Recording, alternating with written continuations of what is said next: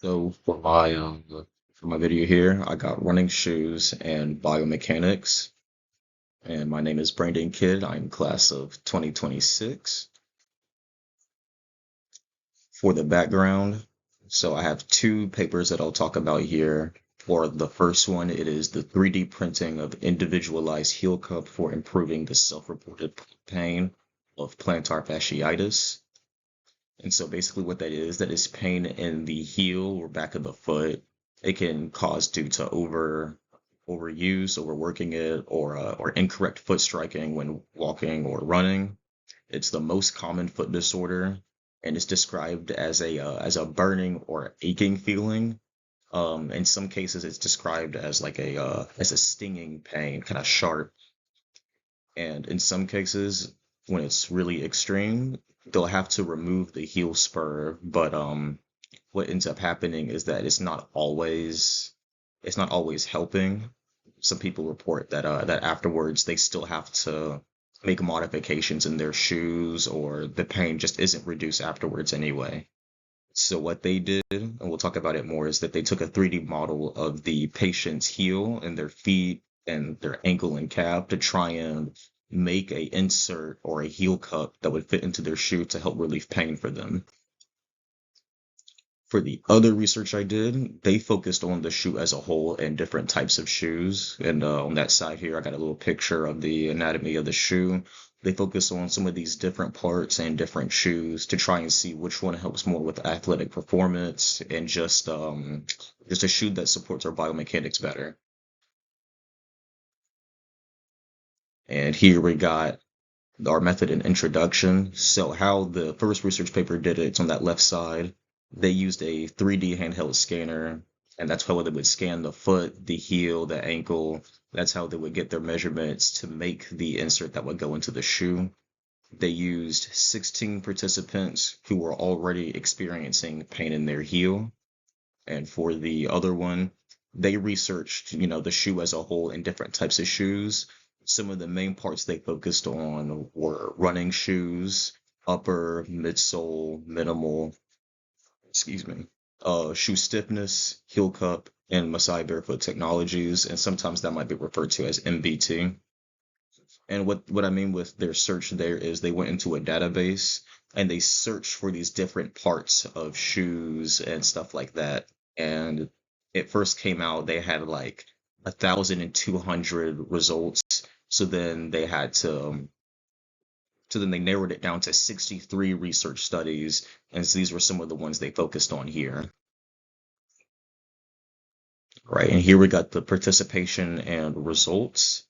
So the 16 participants, they were diagnosed by a sports medicine doctor, and they were all diagnosed with plantar fasciitis, and all of which they had pain for at least a year or longer. And some of the participants had tried other methods, but it just didn't work for them. It didn't reduce pain, or it just didn't help them at all. And for the other research, they had found a lot of things because they had focused on different parts of the shoe. So they showed that soft midsoles showed reduced impact forces. A minimalist shoe showed that it promoted a midfoot or forefoot running, which had less force on the knee, but it had more on the toes and the front of the foot. They did review 3D printed heel cups in their paper, but they were a separate study from the 3D printed individualized heel cup. But they did see that that within 4 weeks it reduced pain and bending stiffness, basically the stiffness of the shoe. They saw that a stiffer shoe improved the amount of energy used when running and reduced stance time. Right. And here at the conclusion, so for the first one, it showed that the 3D printed heel cups were effective. All but two participants reported significantly less pain. Those two who did not report significantly less pain had slightly reduced pain, but it wasn't enough for them to say where it was highly effective. And for the other paper, the most effective areas on the shoe that impacted running were stiffness of the shoe and softer midsoles and heel cup. That's just like the other paper there talking about the heel cups. The other areas did not have enough research provided. to show what the differences would be. With the minimalist shoe, though, it came out that it took effort off of the kind of the foot and the ankle, but the force just went to the knee, so it kind of came at a cost with the benefit. And here I got like the strengths and weaknesses of the papers. Some of the strengths that I saw for 3D printed heel cups was that their study size was only 16 people. It was said in their paper that 2 million Americans suffer with plantar fasciitis, so I feel like they could have had more with that. I feel like their strength is also a weakness there, and they provided good diagrams and descriptions in their paper of how it was made. I wasn't able to add that into my slides here due to time, but they did have some good pictures in there, and I'll have my sources there at the end. They also didn't say what tests they used to see if it was working. We don't know if they were only wearing shoes with the heel cups or if they were wearing it doing a running test. They didn't tell us what they did there. They just said they would run tests. And for my second paper, I like how they went into detail on how each part of the shoe can affect running and weight bearing. They provided tables for each segment, showing proof of their study. And the conclusion for the that paper for that second one, it had a lot of information in there. It really summarized it well.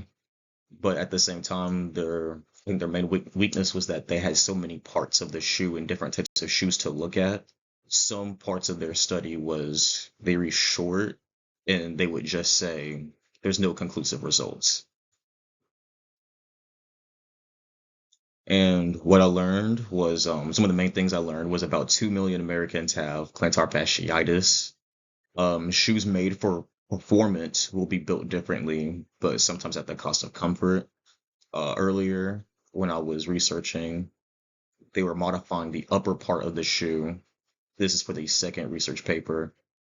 They modified the upper part of the shoe, but then participants started complaining about comfort, but they were performing better. So some parts it's hard to modify because it can come at a cost. That's also my last point here too. It was talking about how you can modify something and it can change the force impact somewhere, but it will move to a different spot, like feet to the ankle or ankle to the knee. And here I got some limitations and suggestions. With the research that used 3D models, their main limitation was the size of the study because they only had 16 people. I feel like as they get more people, they can get more specific feedback and they can learn more about how they can make heel cups more effective for people. And with the research that studied the anatomy of the shoe, their main limitation was the lack of research done on certain shoes because, like I said, some parts of the research they would just say there was not a large enough sample size to get results, so they just kind of stopped certain parts of their study there. And here are my sources. On the left, it's where they did the 3D printed individualized heel cup. And on the right, it's when they focused on the construction and running shoes for biomechanics.